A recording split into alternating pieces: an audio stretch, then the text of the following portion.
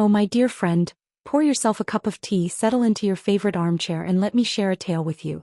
It's a story not just of shattered trust, but of resilience, of a quiet strength that blossoms when you least expect it. And please, as you follow along, tell me what city you're watching from. I'd love to know how far this story of mine has reached. The afternoon sun, a gentle golden glow, softened the edges of my dining room as I meticulously arranged the good china. My daughter-in-law, Sage, sat across from me, her eyes just slightly smudged as if she'd been weeping. "Naen," she whispered, her voice barely there, "thank you for seeing me." "Of course, dear. Come in. Come in." I guided her, noticing the almost imperceptible tremor in her hands as she set down her purse. "I made your favorite cucumber sandwiches and that lemon cake you complimented so much." She managed a weak smile, but her gaze was fixed on her tightly clasped hands, their knuckles stark white like a frozen pond. My own heart began to pound, a frantic rhythm against my ribs, but my voice remained steady. "Are you certain?" I asked, though a chilling premonition was already settling deep within me. Sage nodded miserably. I confronted Ember about it. She didn't even try to deny it. She just laughed and said it wasn't any of my business. "But Naen, the things she said about you." Her voice broke completely. "What things?" I pressed, though a part of me dreaded the answer. "She said you were old and boring, that Damon deserved better. She said once the divorce was final, she'd make sure you got as little as possible. She's been tracking his movements, planning everything with him." I gently pulled my hand free from hers and slowly stood. My gaze drifted to the window, overlooking the garden Damon and I had planted together so long ago. The roses were in full bloom, their red petals a vibrant splash against the green. Everything looked so normal, so peaceful, but I knew with a certainty that chilled me to the bone that underneath the roots were rotting. "What will you do?" Sage's voice was soft behind me. I turned back, and in that moment, something shifted within me. The initial shock was giving way to something cooler, more calculating, a quiet resolve blazing in my eyes. "Dear," I said, a slow, deliberate smile forming on my lips, "sometimes you have to let your enemies think they've already won." After Sage left, I sat alone in my dining room for a long time, the untouched cake and sandwiches a silent testament to the storm within. The house felt different now, as if its very walls had shifted. Every family photo on the mantel, every shared memory clinging to the furniture and decorations, all of it tainted by the bitter knowledge of what was unfolding right under my own roof. When Damon came home that evening, I was in the kitchen, casually humming as if nothing had changed. I listened to him talk about his day, about the baseball team he and Ember were planning to see. Living with the knowledge of betrayal was like walking on broken glass. Every forced smile, every pleasant conversation, cut deeper into my soul. But I persisted, playing my role as the unsuspecting wife and mother, all the while carefully observing the elaborate deception unfolding in my own home. A few days later, Ember arrived for our usual Sunday dinner. She swept into my kitchen in a new designer dress, her blonde hair perfectly styled. "Oh, Naen," she cooed, "you look tired lately. At family gatherings there's this tension." She placed her manicured hand over mine, a gesture of false sympathy. "Marriage can be so challenging after so many years.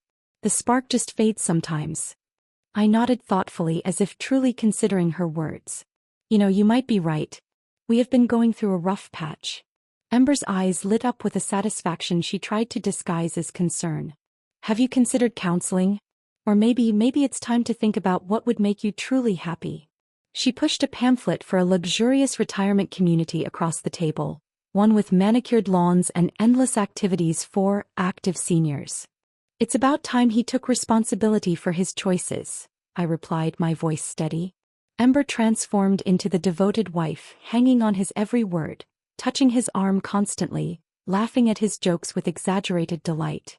But I noticed how her eyes would drift to the doorway whenever Damon's car pulled into the driveway. Damon entered the dining room a little late, claiming he'd been detained at the office. Ember's cheeks flushed pink when he kissed my cheek in greeting, and I watched as their eyes met for just a moment too long across the table. Later that evening, as I loaded the dishwasher, I overheard their hushed whispers. "Are you sure she doesn't know?" Ember, her voice laced with worry. "She doesn't know anything," Damon, dismissive. "They were wrong. I knew everything."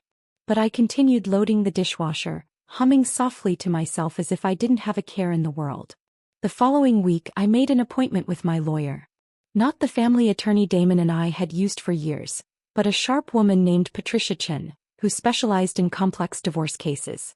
Her office was downtown, far from our usual haunts, ensuring I wouldn't be seen by any familiar faces. Patricia listened intently as I laid out my story, my voice calm, devoid of the raw emotion I felt inside. Then I handed her a stack of old documents carefully preserved. "This is interesting," Patricia said, studying the trust documents I'd brought. "Your grandfather was quite forward-thinking. This trust has some very specific provisions about inheritance and divorce." "What kind of provisions?" I asked, a sliver of hope beginning to bloom. "Well, the house can never be sold or transferred to anyone outside your direct bloodline. Even if you divorce, your husband would have no claim to it. And there's a clause here about infidelity that's quite unusual." A slow smile spread across her face. Ember thought they were playing chess, but they didn't even know all the pieces on the board. That evening, I watched as Damon struggled to maintain his facade of the devoted husband. He complimented my cooking with forced enthusiasm, asked about my day with manufactured interest, and kissed my forehead goodnight with lips that had been kissing another woman. But I could see the cracks in his performance. The guilt was eating at him, even as his arrogance convinced him he was getting away with it. They thought they were so clever. They thought they'd already won. They had no idea the game was just beginning. The law offices occupied the top floor of a gleaming downtown high-rise, all marble and mahogany, designed to intimidate. I sat in the reception area, my hands folded calmly in my lap, while Damon paced near the floor-to-ceiling windows, checking his phone every few seconds. He'd been on edge all morning, snapping at Ember, who seemed equally nervous. We were led into a spacious conference room, a long, polished table surrounded by leather chairs.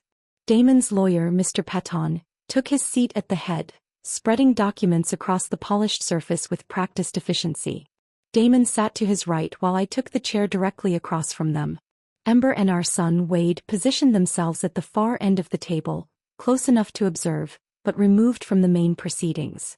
"Before we begin," Patton said, his voice carrying the smooth authority of someone accustomed to controlling rooms full of people, "I want to ensure everyone understands the proposed terms of the settlement." He outlined the terms. I would receive a small portion of our joint savings account and a modest monthly alimony payment. Damon would retain the family home, the business, the vacation properties, and the majority of our investment portfolio. "This seems rather one-sided," I said mildly, not looking up from the documents. Patton cleared his throat. "I understand your concern, Mrs. Morrison, but we have to consider the reality of the situation. Your husband has been the primary breadwinner throughout the marriage, and the business requires his full attention." He continued, speaking of complex property transfers and trust modifications, assuring me it was better for everyone if we keep things simple. Damon leaned forward, his voice taking on the patient tone he'd used to explain complex business deals to me over the years. "Naen, I know this isn't easy, but Patton knows what he's talking about. This way you won't have to worry about property taxes, maintenance, all those headaches. The condo will be perfect for you, a fresh start." "No, that won't be necessary," I said, reaching for the pen Patton offered. "Where do I sign?" The room went silent. Even Ember looked surprised by my immediate capitulation. "Are you sure, Mom?" Wade asked, his voice uncertain. "Maybe you should take some time to think about it." I turned to my son, this good man who still believed in fairness and honesty because I'd raised him to, and smiled. "Sweetheart, sometimes in life, you have to know when to fight and when to accept reality. Your father and I are simply moving on." Ember couldn't contain herself. She reached over and squeezed Wade's hand, her voice breathy with excitement. "I'm so proud of how maturely you're both handling this. It takes real strength to put family first." Family first. The woman who was sleeping with her father-in-law was lecturing me about putting family first. "Thank you, dear," I said warmly. "That means so much coming from you." As we prepared to leave, Patton gathered the signed documents with obvious satisfaction. Damon began detailing his plans for the future with Ember, discussing renovations to the house, how they would convert my crafting room into an office for him, and how excited he was about the retirement community where I could make friends my own age, about how much simpler life would be for everyone now. I stood there in the shadow of the high rise, watching my husband and daughter-in-law celebrate their victory, and felt a deep, cold satisfaction settle in my chest. They thought they'd won. They thought they'd outsmarted the naive old woman who'd spent decades taking care of everyone else. They had no idea that in exactly 60 days, when their divorce became final, and the infidelity clause in my grandfather's trust was activated, their carefully constructed world would come crashing down. A few weeks later, I was tending to my roses when I saw Wade in the garden, his face hollow, devastated, like someone whose world had just collapsed. "Wade." I set down my gardening shears and hurried toward him. "Sweetheart, what's wrong? What's happened?" He looked at me for a moment, his mouth opening and closing as if he couldn't find the words. Then his face crumpled and he collapsed onto my front steps like a marionette whose strings had been cut. "She's been lying to me," he whispered, his voice raw with pain. "All this time she's been lying." My heart ached for him. My own intuitions and suspicions hadn't. "How did you find out?" I asked quietly. "Sage called me." Wade's voice was thick with gratitude and grief. "She said she couldn't watch this happen anymore. She told me where to look, what to search for." He trailed off, unable to finish the sentence. I could imagine what those messages contained. The excitement, the planning, the cruel laughter at the expense of his mother. "She called you old and boring, didn't she?" Wade nodded, tears finally spilling from his eyes. "She laughed at me, Mom. Said it didn't matter because soon she'd be living somewhere much nicer anyway." "Somewhere much nicer," I repeated softly. "My family home, which she believed would soon be hers." "I'm so sorry, sweetheart," I said, finally allowing myself to touch his shoulder. "You didn't deserve any of this." Wade looked up at me then, his eyes bright with unshed tears. "How are you so calm about this? Dad betrayed you too." He threw away years of marriage for her. I studied my son's face, his pain so raw, so palpable. "Years of marriage teach you a lot about people, sweetheart, including when to fight and when to wait for the right moment." "So what happens now when Dad finds out about the trust?" he asked. "That's up to him and Ember." I stood up, brushing dirt from my gardening clothes. "They made their choices. Now they get to live with the consequences." Wade stood too, looking more like himself than he had since arriving. "What about us? I mean, I know Ember is my wife, or was." "You are my son," I said, my voice firm. "And nothing, absolutely nothing, will ever change that." Just then Sage's car pulled up. She hurried out, looking uncertainly at Wade. My heart swelled with gratitude for her. Despite her own pain, she was thinking of Wade's welfare. "Sage," I said gently, "you did exactly the right thing. You chose loyalty and honesty over convenience. That takes real courage." She looked at me with surprised gratitude. "I was so afraid you'd hate me for bringing this into your family." "My dear, you didn't bring anything into our family. You revealed what was already here, festering in the darkness. Now we can deal with it in the light." Wade moved closer to Sage, his hand hovering uncertainly before finally taking hers. And I felt something shift in the air around us. The toxic cloud that had been hovering over our family was finally beginning to lift. Ember's betrayal had been devastating, but it had also revealed the true character of everyone involved. Wade was stronger than I'd given him credit for, capable of facing hard truths and making difficult decisions. Sage was proving herself to be everything her sister wasn't: loyal, honest, selfless. And I had rediscovered my own strength, my ability to plan and wait, to protect what truly mattered. I watched them from my kitchen window as Wade walked Sage to her car, their conversation intimate and earnest. When he finally returned to the house, there was something different about his expression. "She's remarkable," he said simply. "Yes, she is," I agreed. "Very different from her sister." Wade nodded thoughtfully. "I keep thinking about what you said earlier about letting people reveal who they really are. Ember showed me exactly who she was, but I was too blind to see it. I was on my back porch, watching the sunrise paint the sky in shades of gold and pink when my phone rang. Damon's name appeared on the screen, and for the first time in months, I felt genuine amusement as I answered. "Hello, Damon. What the hell have you done?" His voice was raw with panic and rage, all pretense of civility abandoned. I took a leisurely sip of my coffee before responding. "Good morning to you too. I'm fine. Thank you for asking. The weather is lovely today." "Don't play games with me, Naen. What is this about the house? The trust?" My lawyer says I have no claim to it. Oh, that. My voice was calm, almost bored. That would be the infidelity clause, dear. A rather clever piece of legal work, wouldn't you agree? Especially effective when one's husband chooses to sleep with their daughter-in-law while planning to steal their wife's family home. The sharp intake of breath told me he hadn't expected such direct confrontation. For weeks I'd played the role of the confused, hurt wife. Now he was hearing from the woman who'd been planning his downfall while he celebrated his cleverness. How long have you known? He asked finally. Long enough, I replied. Long enough to document everything. Long enough to protect what matters. Long enough to watch you and Ember make your mistakes, as you so casually call them. But Damon, the only mistake you made was underestimating me. All you did was seduce our son's wife and plan to steal my inheritance. Those aren't mistakes, Damon. That's who you chose to become. I heard a woman's voice in the background, shrill and demanding. Ember, no doubt wanting to know what was happening to her carefully laid plans. I have to go, Damon said, his voice defeated. But this isn't over. Yes, it is, I replied calmly. It's been over for quite some time. You just didn't realize it yet.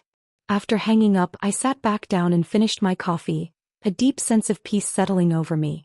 Later that day, Wade brought me a thick folder. Inside, among other documents, was a copy of my grandfather's will, annotated in Ember's handwriting with notes about property values and inheritance laws. The second was a meticulously detailed timeline showing when she'd planned to seduce Damon, when they'd initiate divorce proceedings, and when they expected to take possession of the house. But it was the third document that made my blood run cold. It was a life insurance policy on me taken out by Ember some months ago, enlisting herself as the beneficiary. She hadn't just wanted my home, she wanted my life. Wade, I said, my voice steady despite the turmoil in my chest, I need you to take these documents to the police. Already done, he replied. I called Detective Martinez this morning. He's opening an investigation into identity theft and insurance fraud. We sat in silence for a moment, absorbing the full scope of Ember's betrayal. She hadn't just been unfaithful. She'd been systematically planning to destroy our entire family. There's something else, Wade added, his voice grim. The detective thinks there might be a link to Eleanor's death. He's found enough evidence to warrant an investigation. We were interrupted by the sound of a car pulling up the driveway with unnecessary aggression.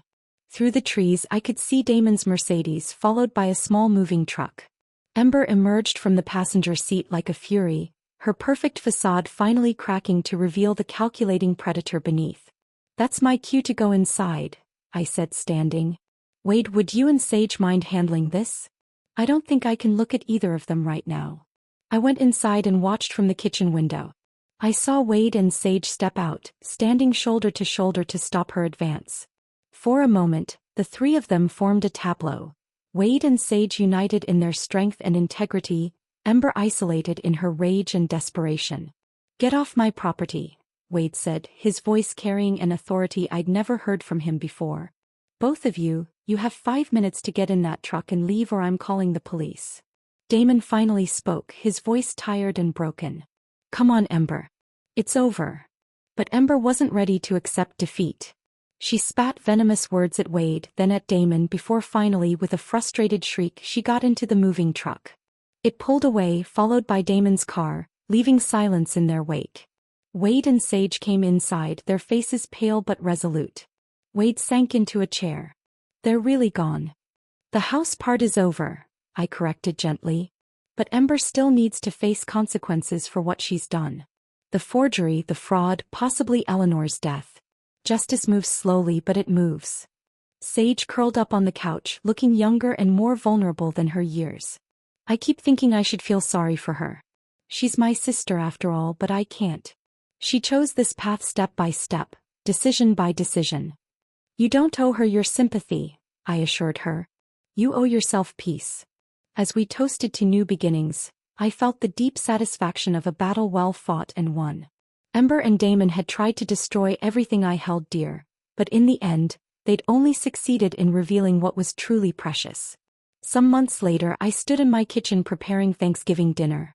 The same kitchen where I'd entertained Ember's false sympathy and endured her calculated manipulations. But today the space felt entirely different. It was filled with the aroma of roasting turkey, the warmth of family, and the quiet hum of healing. A knock on the door and Detective Martinez stood there, his expression serious but not grim. "Mrs. Morrison, I hope I'm not interrupting your holiday." "Not at all, Detective.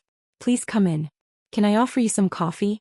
We have plenty of food if you'd like to stay for dinner." He followed me into the living room, declining my offer of refreshment. "I wanted to update you on the investigation before the holiday weekend." Wade and Sage appeared in the doorway, their faces tense with anticipation. "Ember Holbrook has been formally charged with insurance fraud, identity theft, and attempted murder. The evidence linking her to Eleanor's death is strong." We sat in silence for a moment, absorbing the news. Justice was finally being served, but it felt hollow somehow. Eleanor was still gone. Wade's marriage was still destroyed. And years of my life had still been built on a foundation that crumbled the moment my husband chose betrayal over loyalty. "Are you okay, Mom?" Wade asked, noting my silence. I considered the question carefully. "I'm relieved," I said finally. "Relieved that Ember can't hurt anyone else. Relieved that Eleanor will get justice. But mostly I'm relieved that I finally understand. That true wealth isn't measured in property values or bank accounts, but in the quality of the relationships you build." Before we ate, I stood and raised my wine glass. This year has been one of the most difficult of my life. I lost a marriage I thought would last forever. I discovered that someone I loved was capable of unimaginable betrayal. I learned that my family was under attack from within. But this year I also found courage I didn't know I possessed. I rediscovered my voice. And I learned that true family isn't about blood alone, but about loyalty, honesty, and unwavering love. As the sun set, casting long shadows across the dining room table, I knew the journey wasn't over. But now I faced it not as a victim but as a survivor, an architect of my own future. Wade and Sage would marry in the spring. There would be grandchildren eventually. Life would continue with all its joys and challenges.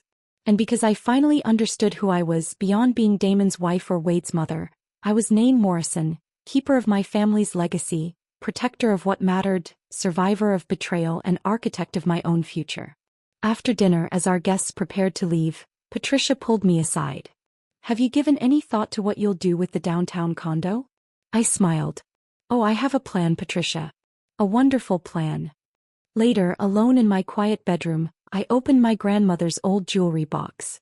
Underneath the gold bracelet from my grandmother, I found what I was looking for.